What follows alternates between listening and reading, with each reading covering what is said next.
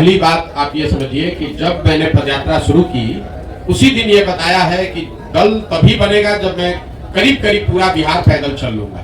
तो लोकसभा से पहले तो अभी हम आधा बिहार ही कर पाए हैं, 2-4-5 जिला और कर लेंगे। तो लोकसभा से पहले जन स्वराज दल बनने की संभावना तो मैं नहीं देखता हूँ। लेकिन अगर लोग ये चाहते हैं कि वो चुनाव लड़े, जो लोग जन स्वराज परिवार से इस परिकल्पना सोच से जुड़ रहे हैं, और अगर वो तय करते हैं कि चुनाव लड़ा जाए तो उन जगहों पर चुनाव लड़ सकते हैं।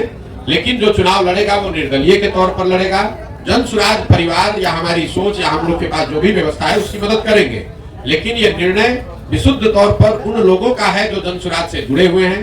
अगर लोकसभा के स्तर पर, जिले के स्तर पर वो निर्णय लेते हैं कि हम लोग को चुनाव लड़ना है, हम लोग के पास योग्य कोई प्रत्याशी है, तो वो चुनाव निर्दलीय के तौर पर लड़ सकता है। इसका एक उदाहरण आपने देखा होगा, पहले 5 जिलों में जब हम लोग पैदल चल लिए तो वहां पर एक उपचुनाव हुआ, कई उपचुनाव हुए, लेकिन उसमें एक शिक्षा के एमएलसी का भी चुनाव हुआ।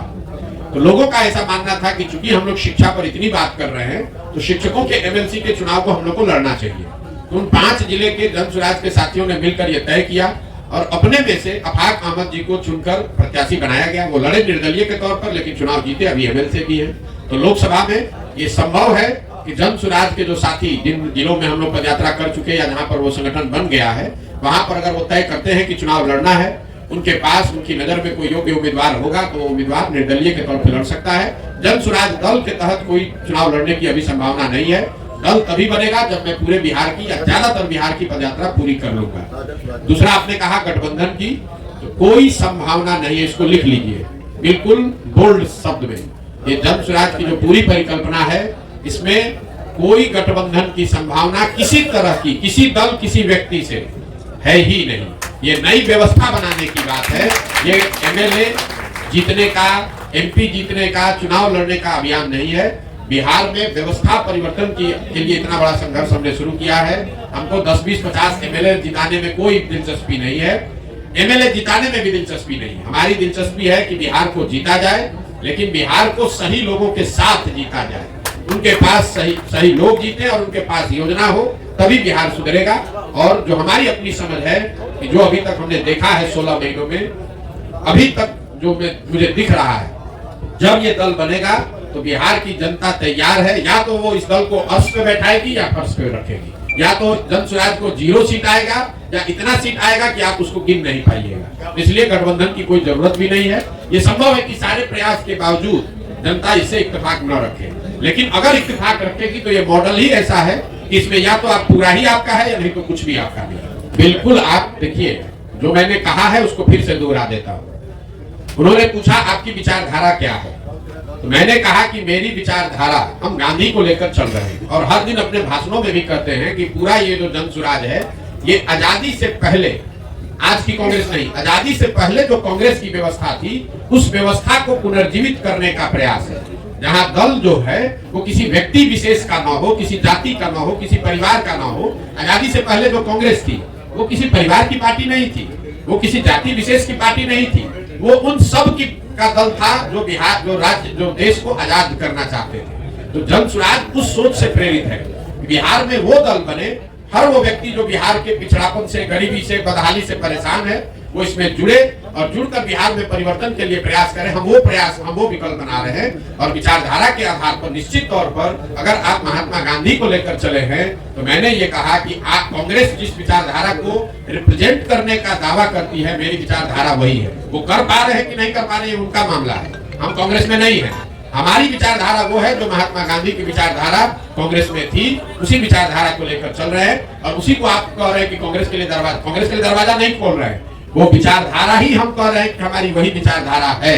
महात्मा गांधी की जो विचारधारा थी, उसी विचारधारा से प्रेरित होकर इस व्यवस्था को बनाने का प्रयास है और उसी विचारधारा को कांग्रेस या उनके साथी दल उस विचारधारा का प्रतिनिधित्व होने का दावा करते हैं। उस नजरिए से आप कह सकते हैं कि मेरी विचारधारा उनसे मिलती जुलती हो सकती है या उनके करीब। नहीं, राहुल गांधी तो बहुत बड़े नेता हैं, उनको हमारे कहने की और सुझाव की क्या जरूरत है। वो पहले भारत जोड़ो यात्रा उन्होंने किया है और शायद अभी बस से, और पदयात्रा तो नहीं करेंगे जो अभी कल हम लोगों ने मीडिया में पढ़ा, शायद अब वो बस से या गाड़ी से पूरब से पश्चिम एक यात्रा कर रहे हैं। तो मुझे मेरी ओर से उनको शुभकामना है। मैं उसमें क्या, देखिए बात की, आप लोग बात को इधर से उधर घुमा देते। मैंने कहा कि जब जन स्वराज दल लोकसभा से पहले है नहीं, तो जन स्वराज दल तो चुनाव लड़ नहीं सकता है, लेकिन जन स्वराज से हर जिले में जहां पदयात्रा हुई है, ये संख्या आपको बता दूं, करीब करीब 55 से 60 हजार लोग इस परिकल्पना से जुड़कर इस दल को बनाने वाला बनना चाहते हैं। तो हमने उनको ये कहा है कि अगर आप जन स्वराज से जुड़े हैं, आप 60,000 लोग बैठ के निर्णय लीजिए कि दरभंगा में चुनाव लड़ना है कि नहीं लड़ना है। अगर वो निर्णय लेंगे और उनके पास इस विचारधारा के मानदंडों के हिसाब से कोई चेहरा मिल जाए उम्मीदवार के तौर पर, तो उसको हर हालत में पूरी मजबूती से निर्दलीय के तौर पर लड़ाया जाए। अपने विवेक के अनुसार आप जहां भी चाहें आप वहां वोट कर सकते हैं। मान लीजिए कि आप कांग्रेस की विचारधारा में यकीन रखते हैं और कांग्रेस वहां चुनाव नहीं लड़ती है। कई ऐसी जगह है जहां कांग्रेस की विचारधारा में यकीन रखने वाले लोग हैं, लेकिन कांग्रेस पार्टी वहां भी चुनाव नहीं लड़ती है। कई ऐसे जगह है जहां बीजेपी के विचारधारा के मानने वाले लोग हैं, लेकिन भाजपा वहां चुनाव नहीं लड़ती है। तो क्या करते हैं, अपनी समझ से जो उपलब्ध ऑप्शन है उसमें से आप चुनाव करके उसको जिसको वोट देना दीजिए। अभी तो आपको बताया भैया, किसी पार्टी से मिल, हमारी विचारधारा, मेरा अपना मत यह है कि जो आजादी से पहले महात्मा गांधी की कांग्रेस थी, हम उसी से प्रेरित होकर जन स्वराज हमने शुरू किया है।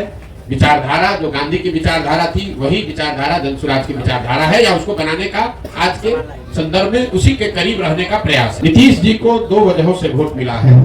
पहली बात, जो नीतीश कुमार को वोट देता है उसका मेन वोट वही है जो लालू जी के खिलाफ वोट देता है। और दूसरा, 2005 से 2010-12 तक उनकी जो सरकार यहाँ चली, उसमें कुछ काम होता, सुधार होता लोगों को दिखा, तो वो सुधारवादी लोग भी उनको वोट दिया उन लोगों ने। लेकिन 2014 के बाद से नीतीश जी के राज में सुशासन का वो चीज देखने को नहीं मिला। इसीलिए आप देख रहे हैं कि किसी 2010 में 206 सीट जीतने वाले नीतीश कुमार एनडीए 2020 में जब चुनाव हुआ तो उनको 125 सीट भी जीतने में मुश्किल आई। तो सिर्फ जाति के आधार पर वोट नहीं है। अगर सिर्फ जाति के आधार पर वोट होता तो जो एनडीए चुनाव लड़ी थी 2010 में, वही एनडीए चुनाव लड़ी 2020 में, तो फिर उनका 206 से घटकर 120 कैसे हो गया? यही बात तो हम आपको बता रहे हैं। लेकिन नीतीश कुमार की जो पूरी राजनीति है, जो उनका वोटर है, वो लालू विरोध पर, लालू जी के जंगल राज के विरोध पर ही खड़ी रही है। उसमें एडिशन जैसे जैसे वो आगे बढ़े तो कुछ और लोग जुड़े होंगे, लेकिन मूल वोट जो उनका है वो लालू विरोध का वोट है। जो लालू से डरता है या लालू जी को नहीं चाहता है, वो नीतीश जी को वोट पहले करता रहा। देखिए, नीतीश कुमार के राजनीतिक जीवन का ये अंतिम दौर चल रहा है, राजनीतिक पारी का ये अंतिम दौर चल रहा है। नीतीश कुमार को खुद नहीं मालूम है कि वो कहां हैं और कहां रहेंगे। इतना मैं जरूर कह सकता हूं कि लोकसभा से पहले अब उनके पास कोई विकल्प नहीं है। उनको चुनाव तो महागठबंधन में ही लड़ना पड़ेगा। इसलिए नहीं कि वो पलटी मारना नहीं चाहते हैं, इसलिए कि अगर पलटी मारेंगे भी तो कोई लेने वाला भी तो होना चाहिए। अब आज के तारीख में उनको कोई लेने वाला भी नहीं बचा है। नीतीश कुमार राजनेता के तौर पर और जदयू दल के तौर पर अब बहुत बड़ा बोझ हो गया है। जो उसको उठाने का कोशिश करेगा वो भी उस बोझ के तहत नीचे दब के मर जाएगा। जहां तक आपने कहा राष्ट्रीय कार्यकारिणी की बात, तो नीतीश कुमार का अपना तरीका है, वो ताश के पत्तों की तरह नेताओं को अपने पार्टी में ऊपर नीचे करते रहते हैं। और यही वजह है कि 18 साल से मुख्यमंत्री रहने के बावजूद उन्होंने अपनी पार्टी में कभी कोई एस्टेब्लिश्ड ऑर्गेनाइजेशन या कोई सेकेंड लाइन लीडरशिप बनाया ही नहीं। किसी को लाते हैं, उससे काम निकाला। मान लीजिए 14 में हम पर उन्होंने दाव लगाया, हमको लेकर आए, घोषणा कर दिया कि यही हमारे उत्तराधिकारी हैं, यही आगे रहेंगे। 14 में चुनाव जीत गए, उसके बाद सोचते अच्छा प्रशांत किशोर कहीं बड़ा ना हो जाए तो इसको हटा के आप दूसरे को बढ़ाओ। इस चीज का मलाल है सर? बिल्कुल मलाल नहीं है। आप हमको नहीं जानते। हम जीवन में वो लोग नहीं है जो किसी निर्णय पर मलाल करें। हमारे माता पिता और हमारे गुरुओं ने सिखाया है कि जीवन में जो आप काम करते हैं उसके अगर उसमें आपको कुछ गलती हो जाए तो उससे 2 रास्ते आपके पास है। एक, आप अपने निर्णय और अनुभव के आधार पर सीख सकते हैं, सीख कर आगे जीवन में गलती न करें ये कर सकते हैं, या उसका मलाल कर सकते हैं। हम मलाल करने वाले लोग नहीं हैं। एक बार नीतीश कुमार ने अगर धोखा किया, उसके बाद नीतीश कुमार चाहे 20 बार हमारे पास आ गए, कितनी बार बात कर ली, कितने संदेश भेजवा दिए, हमने कह दिया कि अब फिर सियार सर्कुल के नीचे नहीं जाएंगे। हमको चाहे 1 बरस लगे कि 10 बरस लगे, अब नीतीश कुमार के साथ जाने का कोई सवाल नहीं है। नीतीश कुमार जब महागठबंधन बनाए, इस बार आपको पता चला जब बनाए तब हमको आकर मार्च में 6 महीना पहले आकर सबसे पहले हम ही से सलाह किया कि भाई हम महागठबंधन बनाना चाहते हैं, आप इधर आ जाइए, आप तो भाजपा के खिलाफ हमारी मदद करना चाहते थे।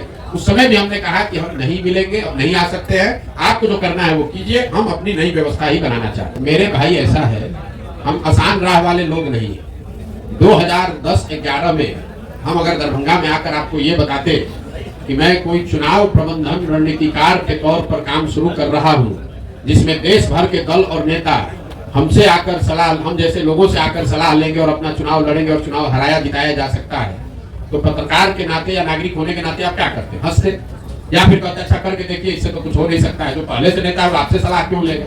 लेकिन 10 बरस में उस चीज को हमने प्रमाणिक तौर पे करके दिखाया।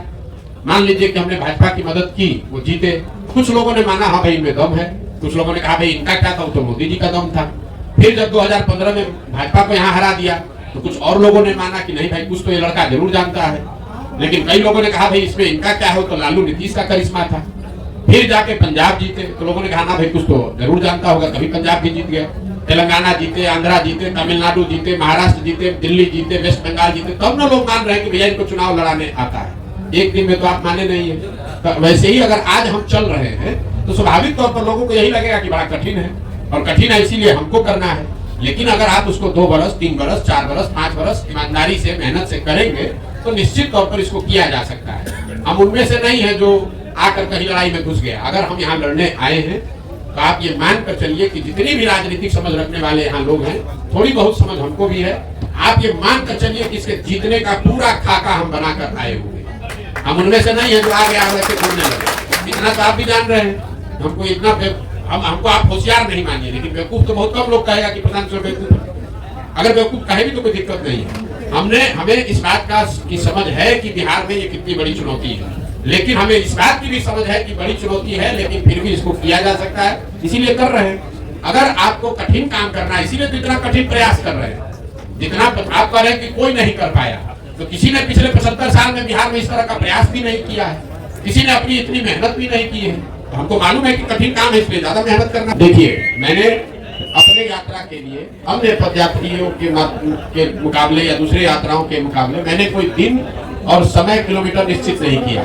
मेरा संकल्प है कि मुझे पूरा बिहार करना है। करने में 1 बरस लगे या 3 बरस लगे, हम उसको ईमानदारी से कर रहे हैं। हम 15 महीना 16 महीना हो गया, हम यहीं पर हैं। अभी 12 जिला किए, हमको कोई घबराहट नहीं। हम दरभंगा आए 25 दिन का कार्यक्रम बनाकर, यहाँ हमको 35 दिन लग रहा है। क्यों?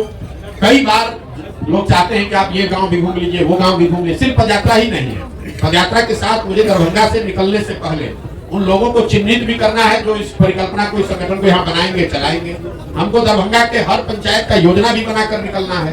तो हम ये दावा नहीं कर सकते कि ये कब खत्म होगा, लेकिन अभी तक का जो अनुभव है उसके हिसाब से आप मान कर चलिए कि साल 1.5 साल और अभी कम से कम लगेगा। और मुझे कोई जल्दी नहीं है उसके। नहीं, समाधान तो भाई, समाधान का रास्ता तो बनाते जा रहे हैं। समाधान तो तभी होगा जब लोग अपनी समस्याओं पर वोट करेंगे। समाधान तब होगा जब सही लोग चुन कर आएंगे।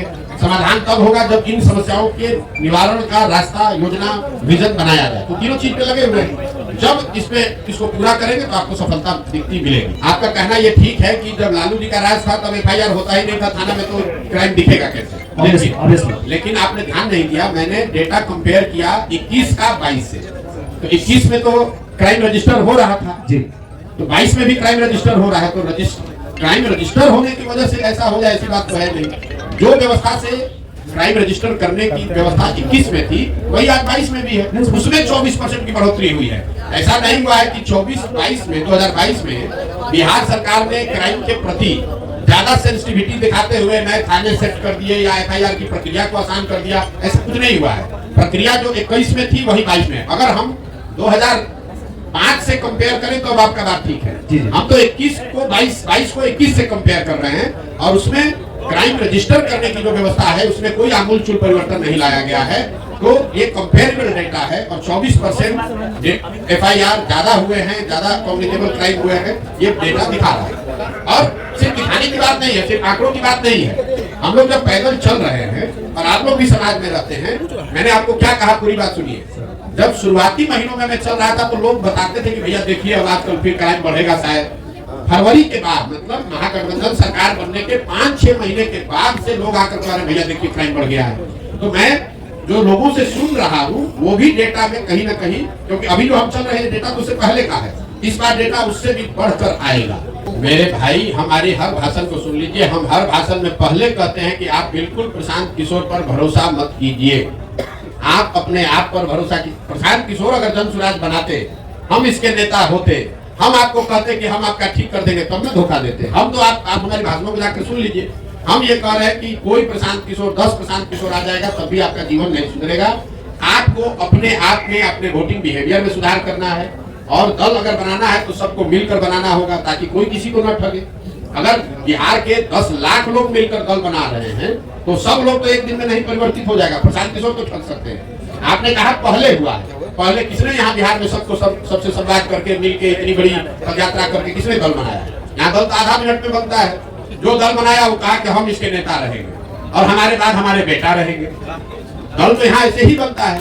बिहार के लोगों से बातचीत करके कोई दल बना हो, आप हमको बता दीजिए, हम मान लेंगे।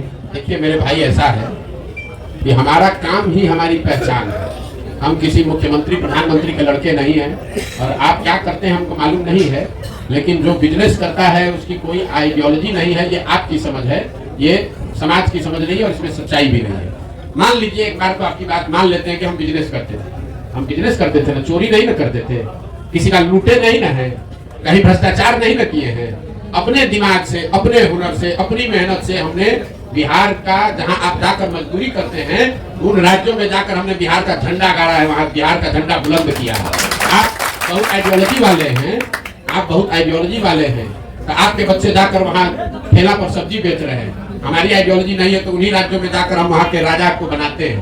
तो आपको तय करना है कि आपको किसके साथ रहना है और मेरी आइडियोलॉजी क्या है, इसको समाज को जांचने दीजिए। स्वाभाविक है बहुत लोगों को अच्छा नहीं लगेगा, तो न लगे उससे क्या दिक्कत है। जब देश आजाद हुआ, प्रशांत किशोर तो बहुत छोटे आदमी हैं, जब देश आजाद हुआ जिस दिन 15 अगस्त 1947 को, उस दिन भी इसी देश के हजारों ऐसे लोग होंगे जो अंग्रेजों से सैलरी लेकर उनके साथ काम कर रहे थे। उनको तो महात्मा गांधी पर भरोसा नहीं था, उनको देश की आजादी पर भरोसा नहीं था। तो ये तो समाज है।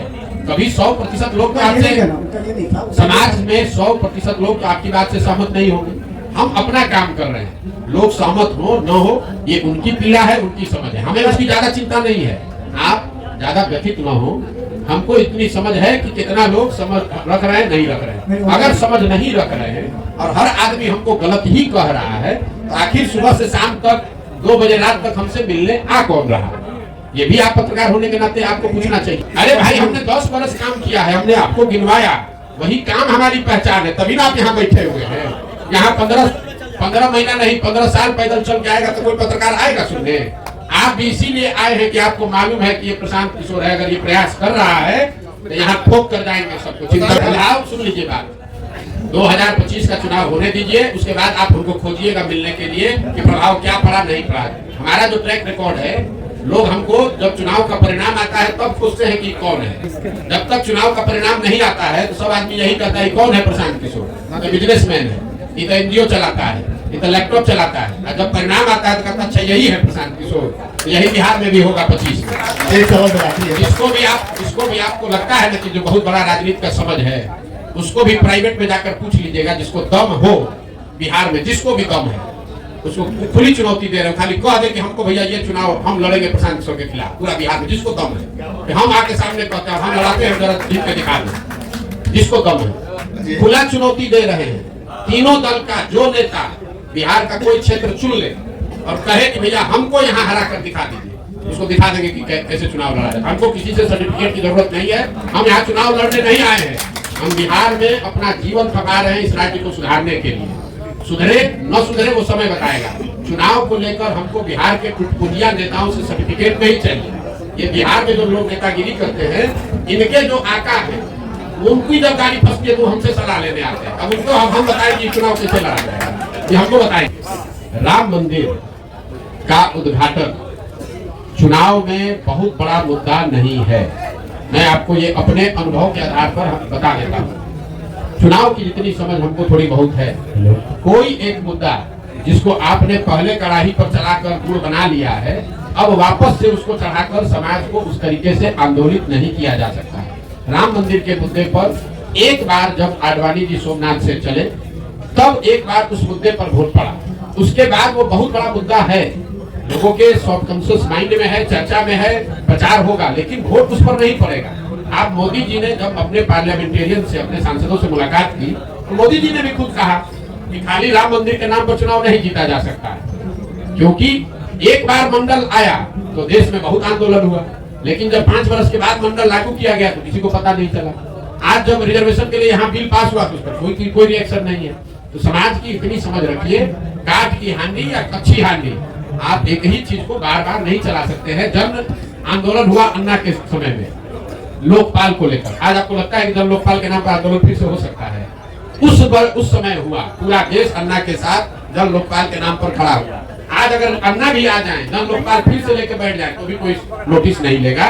तो राम मंदिर का उद्घाटन बहुत बड़ी घटना है, उसकी चर्चा होगी, बीजेपी उसका प्रचार प्रसार भी करेगी, उसका लाभ लेने का कोशिश भी करेगी, लेकिन वोट उस पर बहुत ज्यादा प्रभावित उसकी वजह से नहीं होगा। दूसरी वजह से वो वोट भले दे दे, वो अलग बात। बहुत बड़ी घटना है उसका उद्घाटन, बहुत बड़ी घटना है। हाँ सर, राम मंदिर का निर्माण नहीं, बात घुमाते बहुत है। राम मंदिर का उद्घाटन एक बड़ी घटना है, लेकिन उस घटना का वोट पर सीधा प्रभाव नहीं पड़ेगा। आप जाकर यहाँ पूछ लीजिए जो भाजपा को वोट दे रहा है कि वोट आप इसलिए दे रहे हैं कि 22 तारीख को उद्घाटन है, कि वोट आप इसलिए दे रहे हैं कि मोदी जी नेता है। तो ज्यादातर लोग कहेंगे कि हम वोट मोदी की वजह से दे रहे हैं। ये नहीं कहेगा कि 22 तारीख को उद्घाटन है इसलिए हम कम्युनिस्ट पार्टी के वोटर थे, क्योंकि 22 को उद्घाटन है तो भाजपा को देने लगेंगे। ऐसा लोग नहीं मिले। मेरे भाई एक चीज मैं आपको बता दूं, देश में विपक्ष कभी कमजोर नहीं होता है, विपक्षी पार्टी कमजोर हो सकती है। जो मोदी जी महामानव बताए जा रहे हैं, इनको कोई नहीं हरा सकता है। 2000 आगे की बात छोड़ दीजिए, भविष्य की 2019 में जब वो चुनाव लड़े, पूरी उनकी ताकत, उनका करिश्मा, संघ, आइडियोलॉजी, पुलवामा सब मिला दीजिए, तब भी जो 100 लोग वोट देने गए बूथ पर, उसमें 38 लोगों ने मोदी जी के भाजपा के पक्ष में वोट दिया, 62 लोगों ने नहीं दिया। तो 62 लोग ज्यादा है कि 38 ज्यादा है? तो इस देश में विपक्ष कभी कमजोर नहीं है। ये जरूर है कि विपक्ष का जो दल, विपक्ष के सेंटिमेंट को रिप्रेजेंट करने वाले जो दल है वो कमजोर हो सकते हैं। इसलिए आप गांव देहात में घूमते हैं तो ऐसा नहीं है कि हर गांव में लोग जय जयकारा कर रहा है कि भैया भाजपा आगे हमारा जीवन बदल गया, लेकिन फिर भी जाकर वो वोट इसलिए दे सकता है कि उसको लगता है कि राहुल गांधी के मुकाबले तो फिर भी ये ठीक है, या लालू यादव के मुकाबले फिर भी ठीक है, इसलिए लोग वोट देते हैं। बिहार के नजरिए से आपको बोल देते हैं, आप इसको हेडलाइन ले लीजिए। बिहार में लोकसभा चुनाव में जदयू को, इस बात को ध्यान रखिए, अभी महागठबंधन नहीं कर रहे हैं, जदयू को 5 सीट भी नहीं आएगा, और अगर आ जाए तो हमारी गर्दन पकड़ लीजिएगा। 5 सीट भी नहीं आएगा, और लोकसभा चुनाव के बाद जदयू एज ए राजनीतिक दल का विघटन शुरू हो जाएगा। हम उन बातों पर टिप्पणी नहीं करते हैं जिसका हमको सीधा अनुभव नहीं है।